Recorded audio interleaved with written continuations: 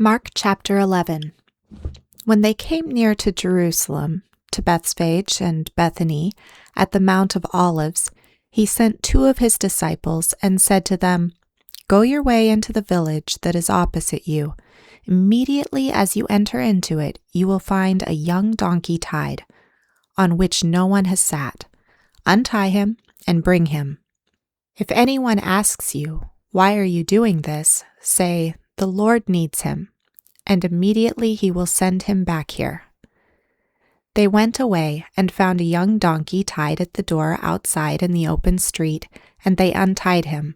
Some of those who stood there asked them, "What are you doing untying the young donkey?" They said to them just as Jesus had said, and they let them go. They brought the young donkey to Jesus and threw their garments on it, and Jesus sat on it. Many spread their garments on the way, and others were cutting down branches from the trees and spread them on the road. Those who went in front and those who followed cried out, "Hosanna! Blessed is he who comes in the name of the Lord. Blessed is the kingdom of our father David that is coming in the name of the Lord. Hosanna in the highest." Jesus entered into the temple in Jerusalem.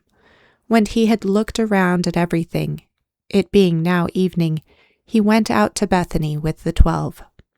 The next day, when they had come out from Bethany, he was hungry. Seeing a fig tree afar off, having leaves, he came to see if perhaps he might find anything on it. When he came to it, he found nothing but leaves, for it was not the season for figs. Jesus told it, "May no one ever eat fruit from you again," and his disciples heard it. They came to Jerusalem, and Jesus entered into the temple and began to throw out those who sold and those who bought in the temple, and overthrew the money changers' tables and the seats of those who sold the doves. He would not allow anyone to carry a container through the temple. He taught, saying to them, "Isn't it written, 'My house will be called a house of prayer for all the nations'? But you have made it a den of robbers." The chief priests and the scribes heard it, and sought how they might destroy him, for they feared him, because all the multitude was astonished at his teaching. When evening came, he went out of the city. As they passed by in the morning, they saw the fig tree withered away from the roots. Peter, remembering, said to him, "Rabbi, look, the fig tree which you cursed has withered away." Jesus answered them, "Have faith in God. For most certainly I tell you, whoever may tell this mountain, 'Be taken up and cast into the sea,' and doesn't doubt in his heart but believes that what he says is happening, he shall have whatever he says.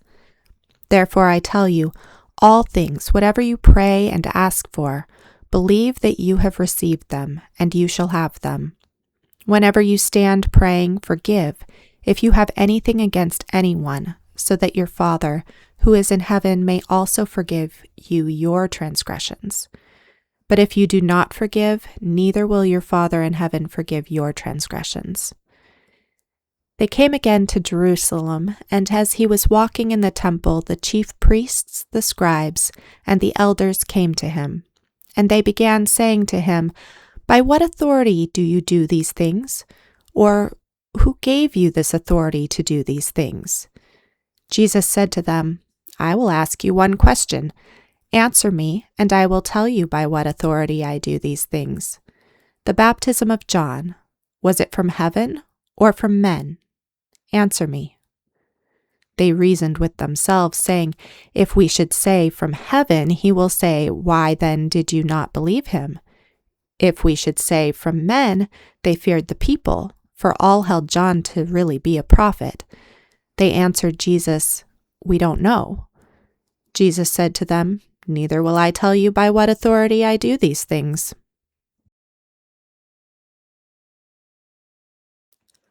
Mark chapter 12. He began to speak to them in parables. A man planted a vineyard, put a hedge around it, dug a pit for the winepress, built a tower, rented it out to a farmer, and went into another country. When it was time, he sent a servant to the farmer to get from the farmer his share of the fruit of the vineyard. They took him, beat him, and sent him away empty. Again he sent another servant to them, and they threw stones at him, wounded him in the head, and sent him away shamefully treated.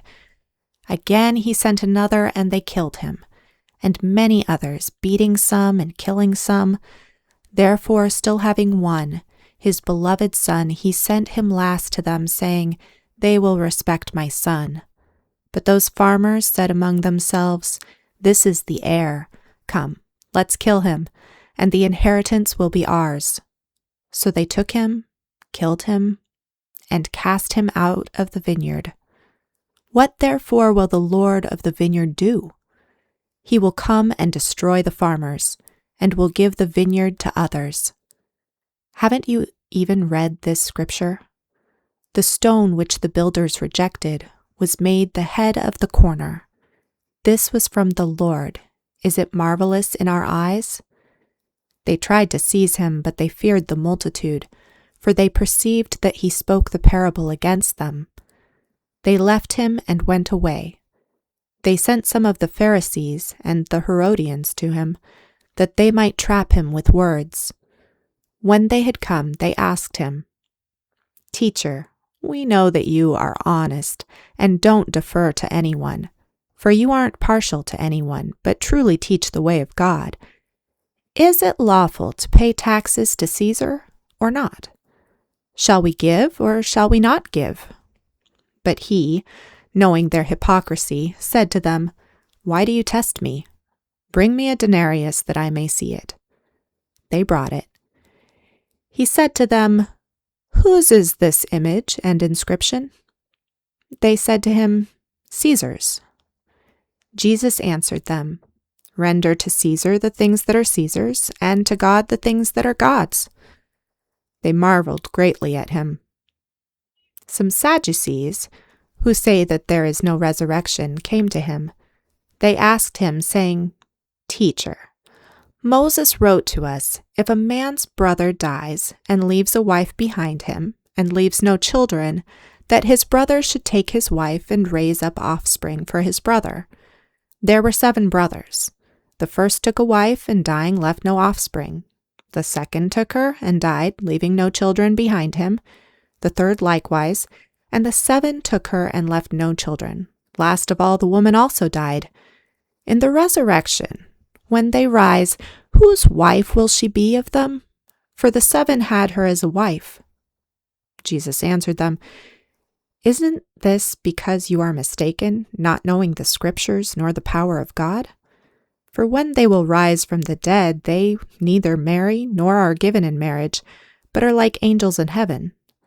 But about the dead, that they are raised, haven't you read in the book of Moses about the bush, how God spoke to him, saying, I am the God of Abraham, the God of Isaac, and the God of Jacob? He is not the God of the dead, but of the living. You are therefore badly mistaken. One of the scribes came and heard them questioning together, and knowing that he had answered them well, asked him, Which commandment is the greatest of all? Jesus answered, The greatest is, Hear, Israel, the Lord our God, the Lord is one. You shall love the Lord your God with all your heart, with all your soul, with all your mind, and with all your strength. This is the first commandment. The second is like this, You shall love your neighbor as yourself. There is no other commandment greater than these.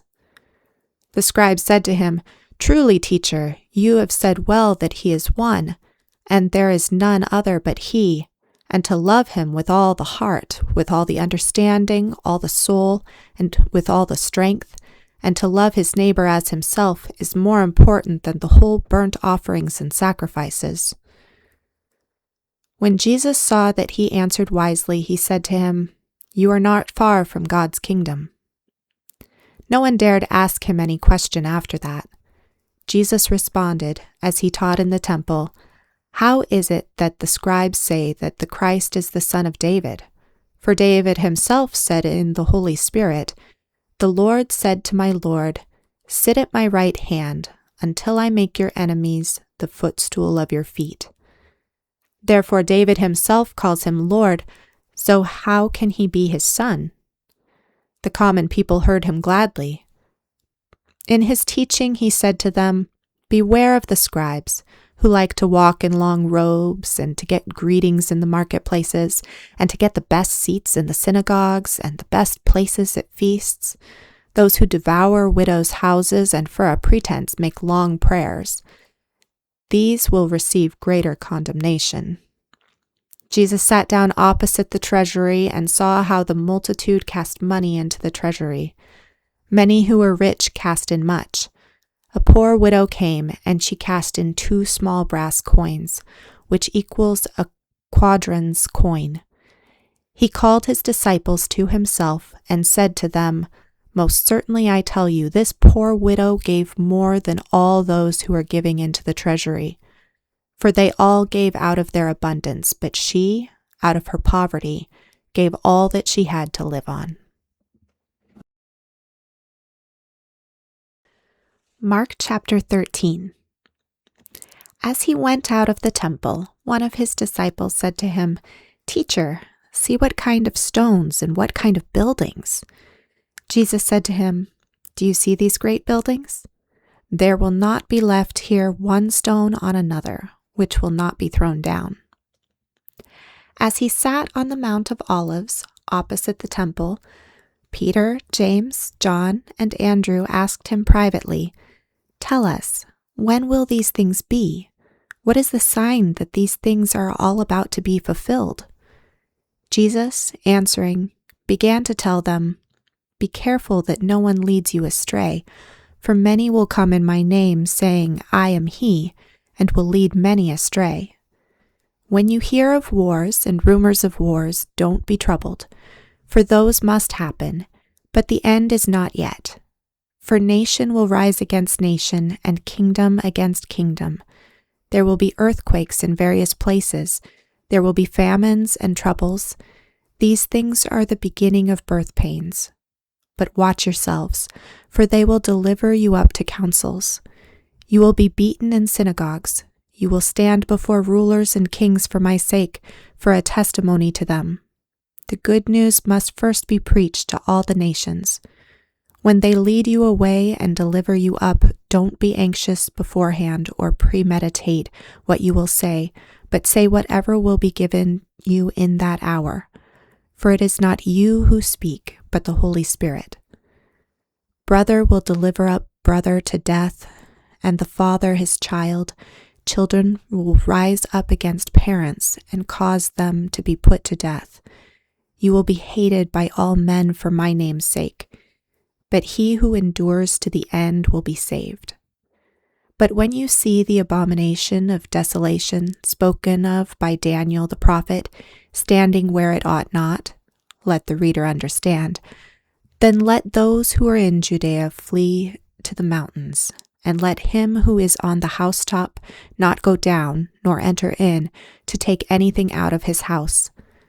Let him who is in the field not return back to take his cloak. But woe to those who are with child, and to those who nurse babies in those days. Pray that your flight won't be in the winter, for in those days there will be oppression, such as there has not been like from the beginning of the creation which God created until now, and never will be.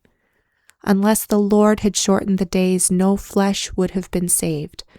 But for the sake of the chosen ones, whom he picked out, he shortened the days. Then if anyone tells you, 'Look, here is the Christ,' or 'Look there,' don't believe it.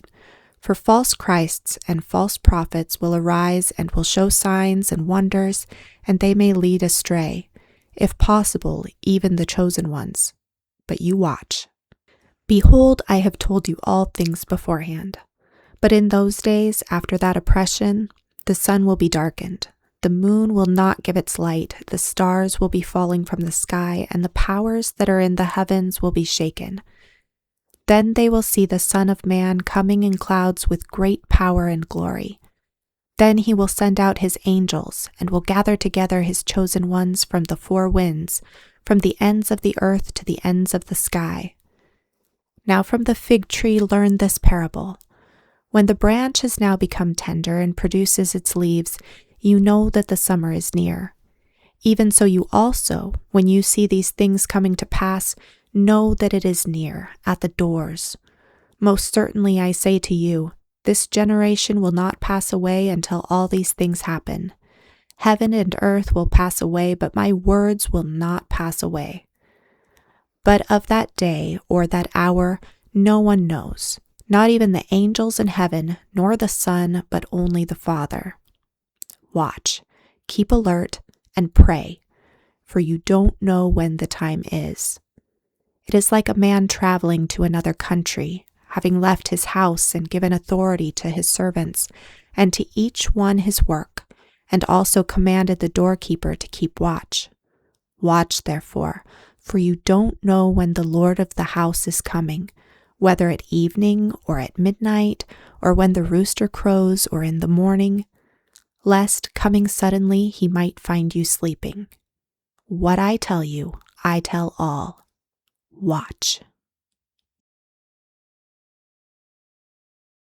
Mark chapter 14. It was now 2 days before the Passover and the feast of unleavened bread, and the chief priests and the scribes sought how they might seize him by deception and kill him. For they said, not during the feast, because there might be a riot among the people. While he was at Bethany, in the house of Simon the leper, as he sat at the table, a woman came having an alabaster jar of ointment of pure nard, very costly. She broke the jar and poured it over his head. But there were some who were indignant among themselves, saying, why has this ointment been wasted? For this might have been sold for more than 300 denarii and given to the poor. So they grumbled against her. But Jesus said, leave her alone. Why do you trouble her? She has done a good work for me. For you always have the poor with you, and whenever you want to, you can do them good. But you will not always have me. She has done what she could. She has anointed my body beforehand for the burying. Most certainly I tell you, wherever this good news may be preached throughout the whole world, that which this woman has done will also be spoken of for a memorial of her.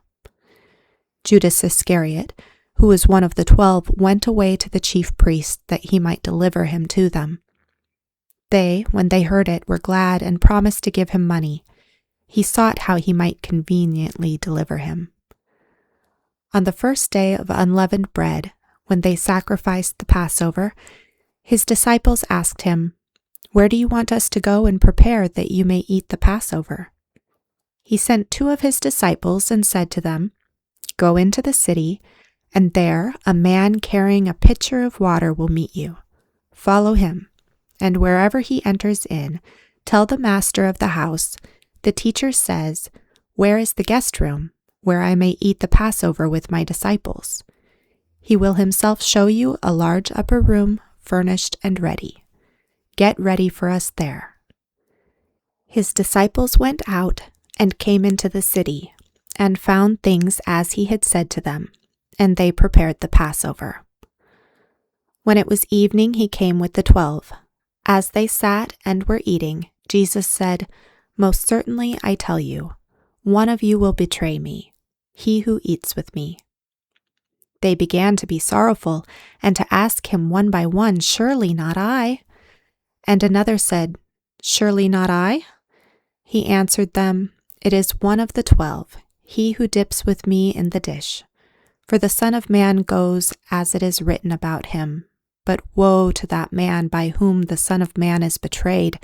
It would be better for that man if he had not been born. As they were eating, Jesus took the bread, and when he had blessed it, he broke it and gave it to them, and said, take, eat. This is my body. He took the cup, and when he had given thanks, he gave to them. They all drank of it. He said to them, this is my blood of the new covenant, which is poured out for many. Most certainly I tell you, I will no more drink of the fruit of the vine until that day when I drink it anew in God's kingdom. When they had sung a hymn, they went out to the Mount of Olives. Jesus said to them, all of you will be made to stumble because of me tonight. for it is written, I will strike the shepherd, and the sheep will be scattered. However, after I am raised up, I will go before you into Galilee." But Peter said to him, "Although all will be offended, yet I will not." Jesus said to him, "Most certainly I tell you that you today, even this night, before the rooster crows twice, you will deny me 3 times. But he spoke all the more, "If I must die with you, I will not deny you." They all said the same thing. They came to the place which was named Gethsemane. He said to his disciples, "Sit here while I pray." He took with him Peter, James, and John, and began to be greatly troubled and distressed. He said to them, "My soul is exceedingly sorrowful, even to death. Stay here and watch." He went forward a little and fell on the ground and prayed that if it were possible, the hour might pass away from him. He said, "Abba, Father, all things are possible to you. Please remove this cup from me. However, not what I desire, but what you desire." He came and found them sleeping and said to Peter, "Simon, are you sleeping? Couldn't you watch 1 hour? Watch and pray that you may not enter into temptation. The spirit indeed is willing, but the flesh is weak." Again he went away and prayed, saying the same words. Again he returned and found them sleeping, for their eyes were very heavy, and they didn't know what to answer him. He came the 3rd time and said to them, "Sleep on now and take your rest. It is enough. The hour has come. Behold, the Son of Man is betrayed into the hands of sinners. Arise, let's get going. Behold, he who betrays me is at hand." Immediately, while he was still speaking, Judas, one of the 12, came, and with him a multitude with swords and clubs, from the chief priests, the scribes, and the elders. Now he who betrayed him had given them a sign, saying, "Whomever I will kiss, that is he. Seize him and lead him away safely." When he had come, immediately he came to him and said, "Rabbi, Rabbi," and kissed him. They laid their hands on him and seized him. But a certain one of those who stood by drew his sword and struck the servant of the high priest and cut off his ear. Jesus answered them, "Have you come out, as against a robber, with swords and clubs to seize me? I was daily with you in the temple teaching, and you didn't arrest me. But this is so that the scriptures might be fulfilled." They all left him and fled. A certain young man followed him, having a linen cloth thrown around himself over his naked body. The young men grabbed him, but he left the linen cloth and fled from them naked. They led Jesus away to the high priest. All the chief priests, the elders, and the scribes came together with him. Peter had followed him from a distance until he came into the court of the high priest.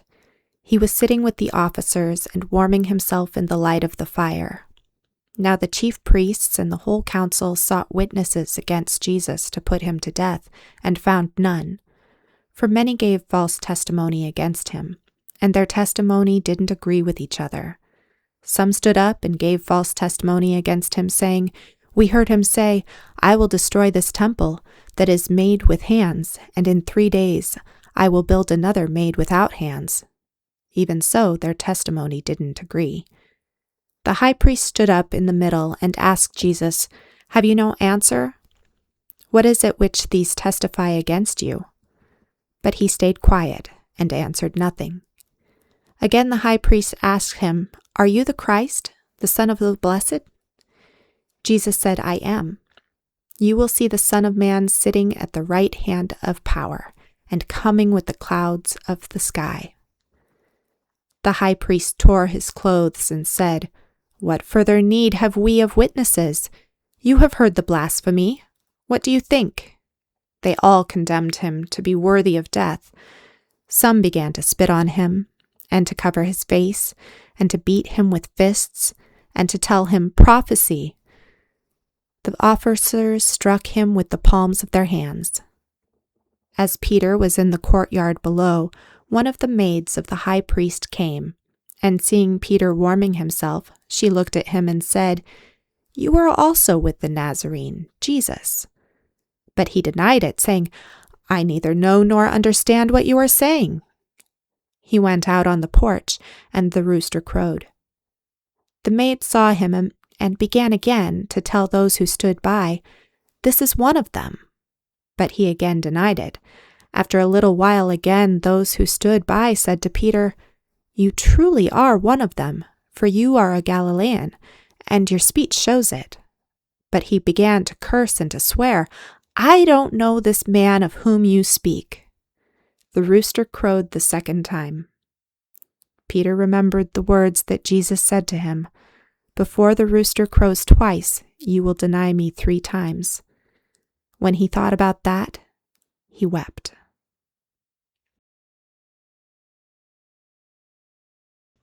Mark chapter 15. Immediately in the morning, the chief priests, with the elders, scribes, and the whole council, held a consultation, bound Jesus, carried him away, and delivered him up to Pilate. Pilate asked him, "Are you the king of the Jews?" He answered, "So you say." The chief priests accused him of many things. Pilate again asked him, "Have you no answer? See how many things they testify against you." But Jesus made no further answer, so that Pilate marveled. Now at the feast he used to release to them one prisoner, whomever they asked of him. There was one called Barabbas, bound with his fellow insurgents, men who in the insurrection had committed murder. The multitude, crying aloud, began to ask him to do as he always did for them. Pilate answered them, saying, "Do you want me to release to you the king of the Jews?" For he perceived that for envy the chief priests had delivered him up. But the chief priests stirred up the multitude, that he should release Barabbas to them instead. Pilate again asked them, "What then should I do to him whom you call the king of the Jews?" They cried out again, "Crucify him!" Pilate said to them, "Why? What evil has he done?" But they cried out exceedingly, "Crucify him!" Pilate, wishing to please the multitude, released Barabbas to them and handed over Jesus, when he had flogged him, to be crucified. The soldiers led him away within the court, which is the praetorium, and they called together the whole cohort. They clothed him with purple, and weaving a crown of thorns, they put it on him. They began to salute him, "Hail, King of the Jews!" They struck his head with a reed and spat on him, and bowing their knees, did homage to him. When they had mocked him, they took the purple cloak off him and put his own garments on him. They led him out to crucify him. They compelled one passing by, coming from the country, Simon of Cyrene, the father of Alexander and Rufus, to go with them that he might bear his cross. They brought him to the place called Golgotha, which is, being interpreted, the place of a skull. They offered him wine mixed with myrrh to drink, but he didn't take it. Crucifying him, they parted his garments among them, casting lots on them, what each should take. It was the 3rd hour when they crucified him. The superscription of his accusation was written over him, "The King of the Jews." With him they crucified 2 robbers, one on his right hand and one on his left. The scripture was fulfilled which says, "He was counted with transgressors." Those who passed by blasphemed him, wagging their heads and saying, "Ha! You who destroy the temple and build it in 3 days, save yourself and come down from the cross." Likewise also the chief priests, mocking among themselves with the scribes, said, "He saved others, he can't save himself. Let the Christ, the King of Israel, now come down from the cross, that we may see and believe him." Those who were crucified with him also insulted him. When the 6th hour had come, there was darkness over the whole land until the 9th hour, At the 9th hour, Jesus cried out with a loud voice, saying, Eloi, Eloi, lama sabachthani, which is, being interpreted, my God, why have you forsaken me? Some of those who stood by, when they heard it, said, Behold, he is calling Elijah. One ran, and filling a sponge full of vinegar, put it on a reed and gave it to him to drink, saying, Let him be. Let's see whether Elijah comes to take him down. Jesus cried out with a loud voice and gave up the spirit. The veil of the temple was torn in two from the top to the bottom.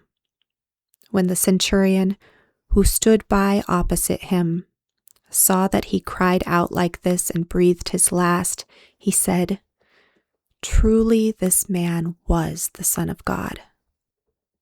There were also women watching from afar. Among them were both Mary Magdalene and Mary the mother of James, the less, and of Joseph and Salome, who, when he was in Galilee, followed him and served him, and many other women who came up with him to Jerusalem. When evening had now come, because it was the preparation day, that is, the day before the Sabbath, Joseph of Arimathea, a prominent council member who also himself was looking for God's kingdom, came. He boldly went in to Pilate and asked for Jesus' body. Pilate was surprised to hear that he was already dead, and summoning the centurion, he asked him whether he had been dead long. When he found out from the centurion, he granted the body to Joseph. He bought a linen cloth, and taking him down, wound him in the linen cloth, and laid him in a tomb which had been cut out of a rock.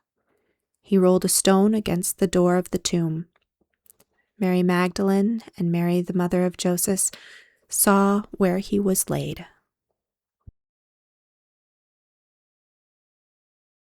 Mark chapter 16. When the Sabbath was past, Mary Magdalene and Mary the mother of James and Salome brought spices, that they might come and anoint him. Very early on the first day of the week, they came to the tomb when the sun had risen. They were saying among themselves, Who will roll away the stone from the door of the tomb for us? For it was very big. Looking up, they saw that the stone was rolled back. Entering into the tomb, they saw a young man sitting on the right side, dressed in a white robe, and they were amazed. He said to them, Don't be amazed. You seek Jesus, the Nazarene, who has been crucified. He has risen. He is not here. See the place where they laid him. But go, tell his disciples and Peter, he goes before you into Galilee. There you will see him, as he said to you. They went out and fled from the tomb, for trembling and astonishment had come on them. They said nothing to anyone, for they were afraid. Now when he had risen early on the first day of the week, he appeared first to Mary Magdalene, from whom he had cast out 7 demons. She went and told those who had been with him, as they mourned and wept. When they heard that he was alive and had been seen by her, they disbelieved. After these things he was revealed in another form to 2 of them as they walked, on their way into the country. They went away and told it to the rest. They didn't believe them either. Afterward, he was revealed to the 11 themselves as they sat at the table, and he rebuked them for their unbelief and hardness of heart, because they didn't believe those who had seen him after he had risen. He said to them, Go into all the world and preach the good news to the whole creation. He who believes and is baptized will be saved, but he who disbelieves will be condemned. These signs will accompany those who believe. In my name they will cast out demons. They will speak with new languages. They will take up serpents, and if they drink any deadly thing, it will in no way hurt them. They will lay their hands on the sick, and they will recover. So then the Lord, after he had spoken to them, was received up into heaven and sat down at the right hand of God. They went out and preached everywhere. the Lord working with them and confirming the word by the signs that followed. Amen.